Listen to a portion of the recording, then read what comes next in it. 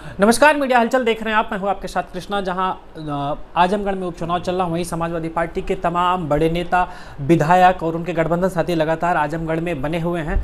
और हमारे साथ आज हैं कानपुर कैंट से विधायक हसन रूमी साहब जी हैं, जो कानपुर कैंट से विधायक हैं और आजमगढ़ के उपचुनाव में लगातार धर्मेंद्र यादव जी के लिए प्रचार कर रहे हैं। कैसा चल रहा है चुनाव प्रचार? देखिए, चुनाव तो सिर्फ समाजवादी पार्टी हमें लड़ती दिख रही है।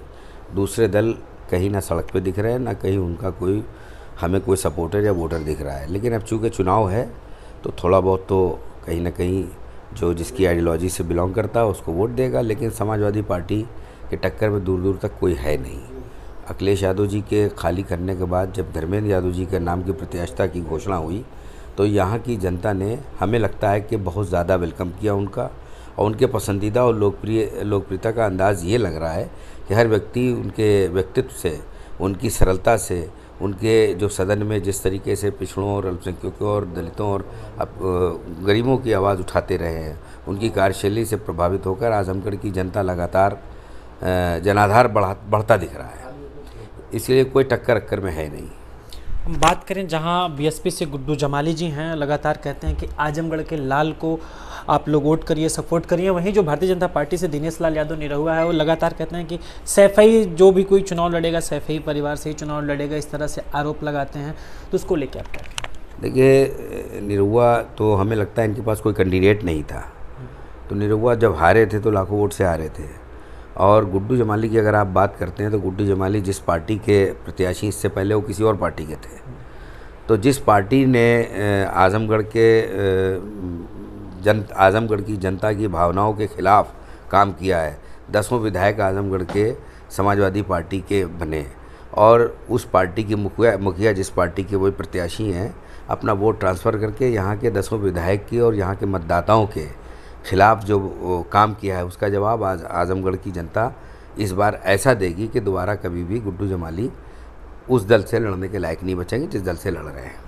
अच्छा, आप ये तो समाजवादी पार्टी का गढ़ है, आप लगातार क्षेत्र में चल रहे हैं, आप कानपुर कैंट से विधायक हैं, तो आप लोगों के बीच में जा रहे हैं क्योंकि अखिलेश यादव जी यहाँ से सांसद थे, उसके पहले नेताजी यहाँ से सांसद थे, अब धर्मेंद्र जी चुनाव लड़ रहे हैं। तो और 10 विधायक यहाँ पे समाजवादी पार्टी के और जो चेयरमैन है वो भी समाजवादी पार्टी के। तो क्या लोगों की प्रतिक्रियाएँ मिल रही हैं? यही तो मैं आपसे बता रहा हूँ कि जैसे अभी आपने नाम लिया गुड्डू जमाली का, बहुजन समाज पार्टी के प्रत्याशी हैं। और बहुजन समाज पार्टी ने जिस तरीके से भारतीय जनता पार्टी की जो बी टीम है, सबको मालूम है।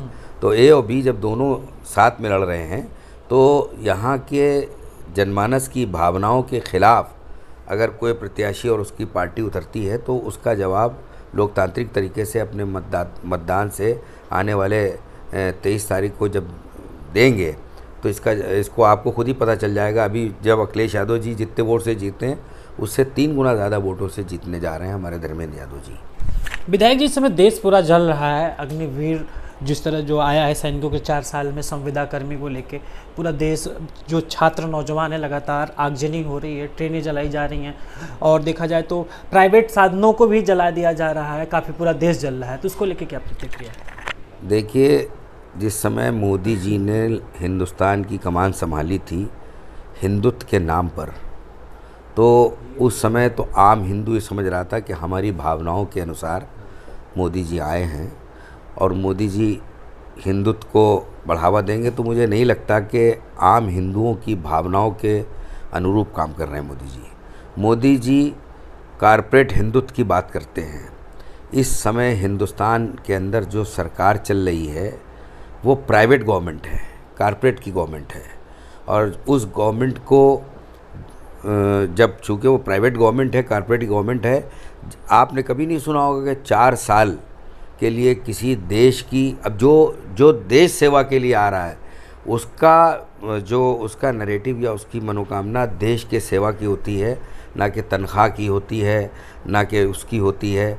लेकिन जब देश की सेवा के लिए कोई नौजवान उतरता है तो दोनों भावनाओं को लेकर उतरता है कि अपने पारिवारिक जीविका के साथ साथ देश हित में अपनी जान को निछावर करेगा। 2 साल तो उसकी ट्रेनिंग का चला जाएगा और 2 साल में उसकी जो नौकरी बचेगी, अगर उस नौजवान की शादी नहीं हुई होगी, वो ये बता के शादी करेंगे कि मिलिट्री में हमारा बच्चा है। जब तक शादी होगी तो बेरोज़गार हो चुका होगा। तो ये एक मजाक है, ये एक ड्रामा है। इसमें इस मजाक और इस ड्रामे के ऊपर से पर्दा अब उठा रहा है देश का नौजवान और जब हिंदुस्तान के अंदर जब जब नौजवानों ने अंगड़ाई ली है, आपको याद होगा कि जयप्रकाश आंदोलन ने 1975 में जिस तरीके से जयप्रकाश आंदोलन के को जाना जाता है कि 36-35 साल पुरानी कांग्रेस को जिस तरीके से उखाड़ के फेंका, वही सिनेरियो डेवलप हो रहा है देश के अंदर।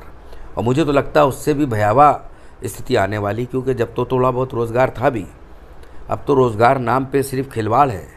अब ये तो ऐसा लगता है कि जैसे हम अंग्रेज़ों का राज था, उस वक़्त ब्रिटिश हुकूमत जो थी, BIC के लोगों ने जिस तरीके से हिंदुस्तान में अपनी राज किया था, तो अब तो हमें लगता है ये अब अडानी अंबानी सबको ग़ुलाम बना देंगे, देश के लोग ग़ुलाम बना देंगे। हर सरकारी संपत्ति को बेच दिया है।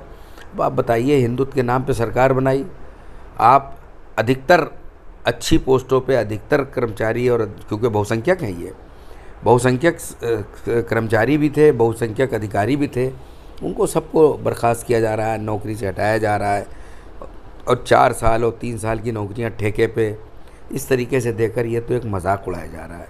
इसका जवाब अब 2024 में भी मिलेगा, और ये जो उपचुनाव हैं आजमगढ़ में और रामपुर में, ये आपको देखने को मिल जाएगा। विधायक जी, इस उपचुनाव में आजमगढ़ में जिस तरह से भाषाओं का प्रयोग किया जा रहा है, शब्दों का प्रयोग किया जा रहा है, अभी जहां अबू आजमी साहब जो समाजवादी पार्टी से विधायक हैं और महाराष्ट्र के प्रदेश अध्यक्ष भी हैं, उन्होंने कहा कि नचनिया, निरहुआ को नचनिया कहा, तो उन्होंने उनके ऊपर तंज कहा, उनके बहू के ऊपर तंज कसा कि उनकी बहू क्या है, और धर्मेंद्र जी के ऊपर तंज कसा सैफई से आके चुनाव लड़े, जिस तरह से ये। और वहीं मनोज तिवारी ने फिर एक बार अखिलेश यादव को टूटी चोर बोला। क्या कहेंगे? देखिए, भारतीय जनता पार्टी के जितने भी सांसद, विधायक और नेता और कार्यकर्ता हैं, उनकी ज़बान में तो कोई लगाम नहीं है। जो उनके मुंह में आता है वो किसी को भी कुछ कह देते हैं। इसलिए अब ज़बान का और भाषा का और आचरण का और संस्कृति का कोई मोल रहा नहीं है। अब ये बेमोल हो चुकी है, अब ये पटरी से उतर चुकी है। देश किस दिशा में जा रहा है ये ना हम जान पा रहे हैं, ना आप जान पा रहे हैं। ये कहाँ ले जाएंगे, ये जो कॉरपोरेट हिंदुत्व वाले लोग हैं, ये कहाँ ले जाएंगे देश को, किसके हाथ में गिरवी रखेंगे, ये हम नहीं समझ पा रहे हैं। एक लास्ट सवाल आपसे, ये जो उपचुनाव दोनों रामपुर और आजमगढ़ के चल रहे हैं, क्या ये 24 का सेमीफाइनल माना जाएगा? क्योंकि 19 में भी गोरखपुर और यहाँ इलाहाबाद में जो उपचुनाव हुए थे लोकसभा के, दूसरे लोग से 19 का सेमीफाइनल मान रहे थे, लेकिन परिणाम कुछ और रहा। अब सामने 24 का चुनाव है, फिर ये उपचुनाव हो रहा, क्या करेंगे? देखिए, ये सेमीफाइनल आप इसको कह लें चाहे फाइनल कह लें, हम तो समझते हैं इसी को फाइनल समझिए अब आप, क्योंकि यही फाइनल फिर दोबारा 2024 में भी रिपीट होएगा। और 2024 में जब ये रिपीट होगा तो आपको जो रिज़ल्ट अभी दिख रहा है या देखने को मिलेगा, उससे कहीं ज़्यादा मोदी सरकार के ख़िलाफ़ माहौल होगा, कहीं ज़्यादा बुराई होगी। ये इनके ताबूत की आखिरी कील की शुरुआत है। बहुत बहुत धन्यवाद। विधायक जी हमारे साथ थे, जो इनका साफ तौर पे कहना लगातार आजमगढ़ के क्षेत्र में लगातार ये प्रचार प्रसार कर रहा हूँ। ये समाजवादी पार्टी का गढ़ है, और अखिलेश यादव जितने वोटों से जीते थे उससे 3 गुना वोटों से जीतेंगे धर्मेंद्र यादव, जो विधायक जी